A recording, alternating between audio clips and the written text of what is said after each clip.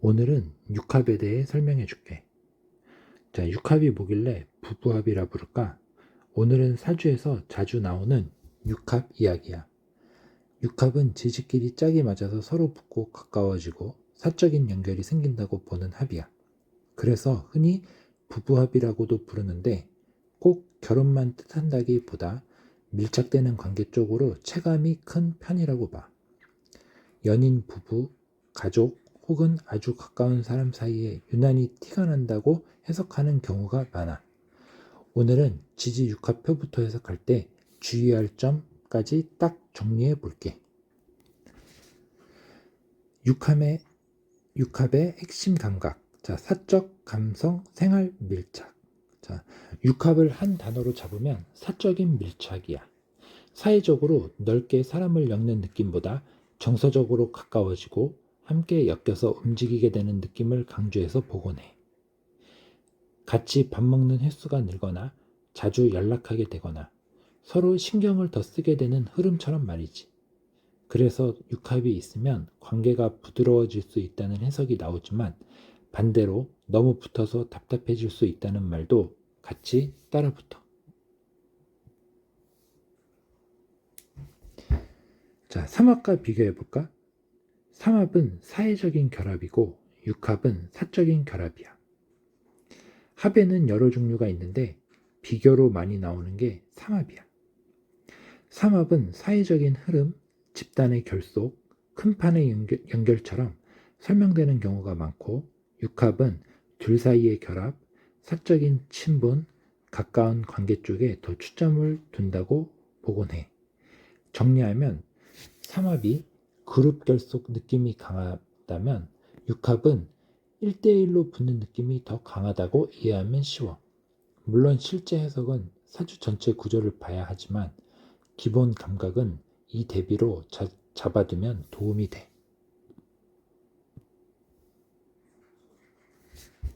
다음은 간합, 지지육합에 대해서 보도록 하자. 또 자주 헷갈리는 게 간합이랑 지지육합 차이야. 간합은 청간끼리의 합이라 정신적인 결합, 가치관의 결합, 관념적인 사랑처럼 설명하는 흐름이 있고 지지육합은 지지끼리의 합이라 현실적인 결합, 생활 접점, 몸으로 느끼는 가까움 쪽으로 해석하는 흐름이 많아. 쉽게 말하면 간합은 마음이 끌리는 느낌을, 지지육합은 생활에서 엮이는 느낌을 더 강조해서 본다고 이해하면 돼. 둘 다 합이지만 결이 조금 달라. 육합을 볼 때 또 중요한 포인트가 거리야. 지지가 바로 옆에 붙어 있으면 합의 작용이 더 강하게 느껴진다고 보고 한 칸 떨어져 있으면 약해지고 두 칸 이상 멀면 더 희미해진다고 해석하는 관점이 있어. 이건 붙어 있을수록 서로 영향이 오가기 쉽다는 감각으로 이해하면 편해. 예를 들어 내 사주 안에서 월지 일지가 서로 육합이면 일상이나 관계에서 체감이 더 큰 편으로 보기도 해. 반대로 멀리 떨어져 있으면 있긴 한데 티가 약하다처럼 읽는 경우도 있고. 육합은 방합이나 삼합에 비해 조합이 잡히기 쉽다고 말하는 경우가 많아. 왜냐하면 특정 두 글자만 만나도 패턴이 성립되니까. 물론 성립된다는 말이 곧 무조건 좋다는 뜻은 아니야. 합이 생기면 관계가 부드러워질 수도 있지만 반대로 묶이는 느낌, 끊기 어려운 느낌이 같이 생길 수 있어. 그래서 합은 늘 장점 그림자를 같이 들고 온다고 생각하면 정확해. 자, 지지 육합표를 한 장 정리해 볼게. 육합은 다음 6쌍이야. 임목과 해수가 합해서 합목이 되고 묘와 술토가 합을 해서 합화가 돼. 진토와 유금이 합해서 합금이 되고 사화와 신금이 합해서 합수가 돼. 오화와 미토가 합을 해서 합화가 되고 자수와 축토가 합을 해서 합토가 돼.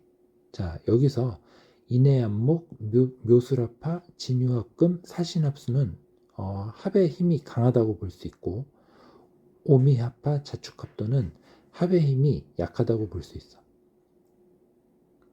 여기서 포인트는 대부분은 강하다고 보고 오미와 자축은 비교적 약하다고 보는 흐름이 있다는 거야.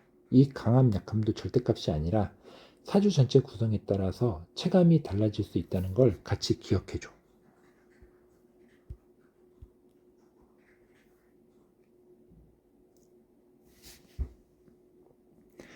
육합은 합하면 어떤 어행 쪽으로 기운이 모이느냐를 같이 보기도 해. 정리하면 이렇게 봐.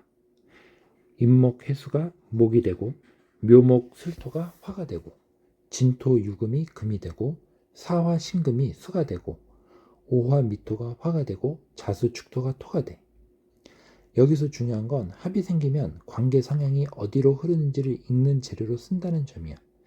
예를 들어 합수로 흐른다고 하면 관계가 더욱 유연해지거나 감정의 흐름이 깊어지는 쪽으로 설명하기도 하고, 합금이라고 하면 정리, 규칙, 성극기 같은 키워드를 덧붙여 해석하는 식이야. 단 이것도 전체 사주 맥락과 같이 봐야 해. 자, 표에서 오미랑 자축이 약함으로 들어가 있었지. 이건 방합의 일부를 떼어낸 형태라 불완전해서 약하다라고 설명하는 관점이 있어. 예를 들면 오미는 사오미로 이어지는 흐름 중 일부만 잡힌 느낌이라 완성도가 떨어진다고 보는 식이야. 자축도 특정 방합 구조의 일부로 보는 흐름이 있어서 합력이 상대적으로 약하다고 설명하기도 해. 하지만 약하다고 해서 없다가 아니라 티가 덜 날 수 있다 정도로만 이해하면 좋아. 사주에서 중요한 건 언제나 강약을 단정하지 말고 실제 작용 포인트를 찾는 것이야.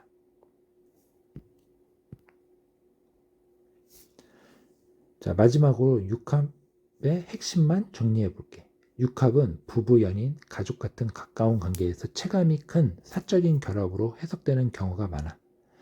간합은 정신관념의 결합으로 지지육합은 현실 생활의 접점으로 설명하는 흐름이 있어.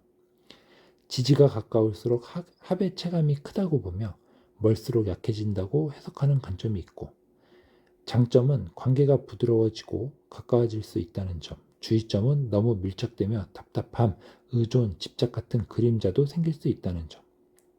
그래서 육합은 좋은 합이야라고 끝내기보다 그 관계가 얼마나 밀착되는지, 감정이 어떻게 흐르는지, 그리고 내 사주 전체에서 그 합이 어떤 역할을 하는지까지 같이 보면 훨씬 정확해져. 자, 오늘은 육합 설명을 이것으로 마치도록 할게.